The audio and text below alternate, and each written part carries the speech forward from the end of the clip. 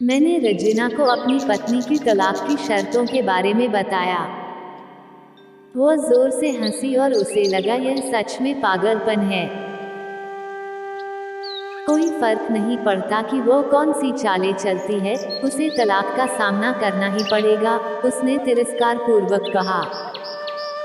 अगले दिन से 1 महीने का नोटिस पीरियड शुरू हो गया। मेरे तलाक के इरादे को स्पष्ट रूप से व्यक्त किए जाने से पहले से ही मेरी पत्नी और मेरे बीच कोई शारीरिक संपर्क नहीं रह गए था। इसलिए जब मैंने उसे पहले दिन गोद में उठाया तो हम दोनों को अजीब लगा।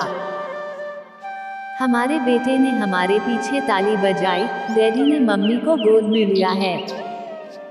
उसके शब्दों ने मुझ में एक दर्द की भावना जगाई। शयन कक्ष से बैठक कक्ष तक, फिर दरवाजे तक, मैं उसे गोद में लेकर 10 मीटर से अधिक चला। उसने आंखें बंद की और धीरे से कहा, हमारे बेटे को तलाक के बारे में मत बताना। मैंने सिर हिलाया, कुछ परेशानी महसूस कर रहा था। मैंने उसे दरवाजे के बाहर नीचे उतार दिया। वह काम पर जाने के लिए बस की प्रतीक्षा करने लगी। मैं ऑफिस के लिए अकेला चला गया। दूसरे दिन हम दोनों ने काफ़ी आसानी से एक्टिंग कर ली। वह मेरे सीने पर झुक गई। मैं उसके ब्लाउज की खुशबू सूंघ सकता था। मुझे एहसास हुआ कि मैंने इस महिला को लंबे समय से ध्यान से नहीं देखा था। मुझे एहसास हुआ अब वह जवान नहीं रही थी। उसके चेहरे पर कम सही लेकिन झुर्रियां आ गई थी, उसके बाल सफ़ेद हो रहे थे। हमारी शादी से उस पर बुरा असर पड़ा है। 1 मिनट के लिए मैंने सोचा कि मैंने उसके साथ क्या कर दिया है। चौथे दिन जब मैंने उसे उठाया तो मुझे आत्मीयता की वापसी का आभास हुआ। अरे, यह वही महिला है जिसने मुझे अपनी जिंदगी के 10 अमूल्य साल दिए हैं। 5वें और छठे दिन मैंने महसूस किया कि हमारे बीच एकरूपता की भावना फिर से बढ़ रही है। मैंने रजीना को इस बारे में नहीं बताया। जैसे जैसे दिन बीतते गए मेरे लिए उसे उठाना आसान होता गया।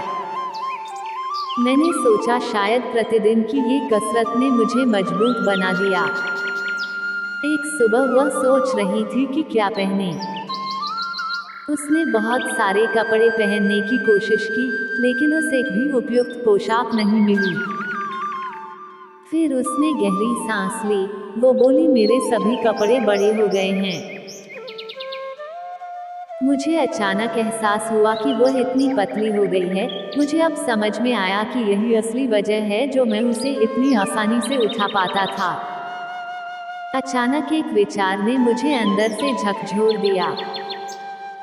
उसने अपने दिल में कितना दर्द और कितना दुख दबा रखा होगा जिससे उसकी ऐसी हालत हो चली है। अब चेतना में कभी इस बारे में सोच ही नहीं सका। मैंने उसके सिर को छुआ। हमारा बेटा उसी समय अंदर आया और बोला, पापा, माँ को गोदी में उठाने का समय हो गया है। उसके लिए इस 1 महीने में अपने पिता को अपनी माँ को गोदी में उठाकर ले जाते देखना उसके जीवन का एक अनिवार्य हिस्सा बन गया था। मेरी पत्नी ने हमारे बेटे को करीब आने का इशारा किया और उसे कसकर गले लगा लिया। मैंने अपना मुंह फेर लिया क्योंकि मुझे डर था कि मैं इस अंतिम समय में अपना विचार ना बदल दूं। फिर मैंने उसे अपनी बाहों में पकड़ लिया, शयन कक्ष से चलते हुए, बैठक के कमरे से होते हुए दरवाजे तक। उसने सौम्यता और स्वाभाविक रूप से अपने हाथ मेरी गर्दन के चारों ओर रख दिए। मैंने उसके शरीर को कसकर पकड़ रखा था। यह हमारी शादी के दिन जैसा ही था, लेकिन उसके बहुत ही कम वजन ने मुझे उदास कर दिया। आखिरी दिन जब मैंने उसे अपनी बाहों में लिया तो मैं मुश्किल से एक कदम भी आगे बढ़ सका। हमारा बेटा स्कूल के लिए चला गया था। मैंने उसे कसकर पकड़ लिया और कहा, मैं यह नहीं देख पाया कि हमारे जीवन में इंटिमेसी की कमी हो रही है। मैं ऑफिस चला गया। दरवाजा बंद किए बिना तेजी से कार के अंदर बैठ गया। मुझे डर था कि थोड़ी सी देरी से भी मेरा मन बदल जाएगा। मैं वहां चला गया जहां रजीना रहती थी। रजीना ने दरवाजा खोला और मैंने उससे कहा, सॉरी रजीना, मैं अपनी पत्नी को अब तलाक नहीं दे पाऊंगा। उसने मुझे आश्चर्य से देखा, वो अचंभे में थी, और फिर मेरे माथे को छुआ। क्या तुमको बुखार है? उसने पूछा। मैंने अपने सिर से उसका हाथ हटा दिया। सॉरी रजीना, मैंने कहा, मैं तलाक नहीं लूंगा। मेरा वैवाहिक जीवन शायद इसलिए उबाऊ था क्योंकि वो और मैं अपने जीवन के छोटे छोटे पलों को महत्व नहीं देते थे, इसलिए नहीं कि हम अब एक दूसरे से प्यार नहीं करते थे। अब मुझे एहसास हुआ कि जब से मैं उसे अपनी शादी के दिन अपने घर ले आया था तब मैंने और उसने एक दूसरे से ये वादा किया था कि हम एक दूसरे का साथ तब तक नहीं छोड़ेंगे जब तक कि मौत हमें अलग न कर दे। ऐसा लग रहा था कि रजीना अचानक शौक से जाग गई। उसने मुझे एक जोरदार थप्पड़ मारा और फिर दरवाजा मेरे मुंह पर पटक दिया और फूट फूट कर रोने लगी।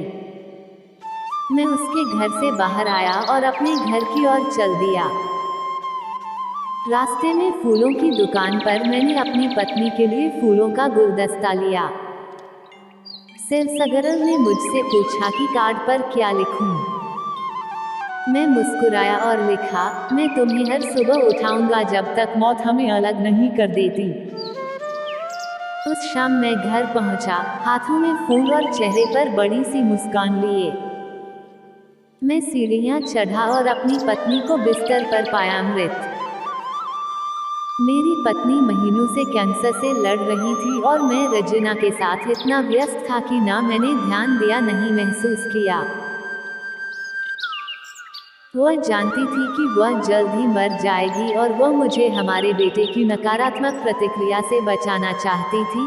अगर हम तलाक के साथ आगे बढ़ते तो मेरा बेटा मुझसे पक्का नफरत करता।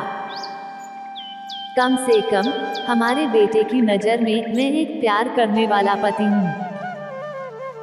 मैंने तो नहीं, लेकिन मेरी पत्नी ने अपना वादा आखिरी दम तक साथ निभाने का पूरी तरह से निभाया। हाँ, पूरा जीवन अब मुझे पछतावे की आग में जलना था, मगर अब अपने आखिरी दम तक अपनी पत्नी से और भी ज्यादा प्यार करता रहा, चाहे वो मेरे साथ नहीं थी।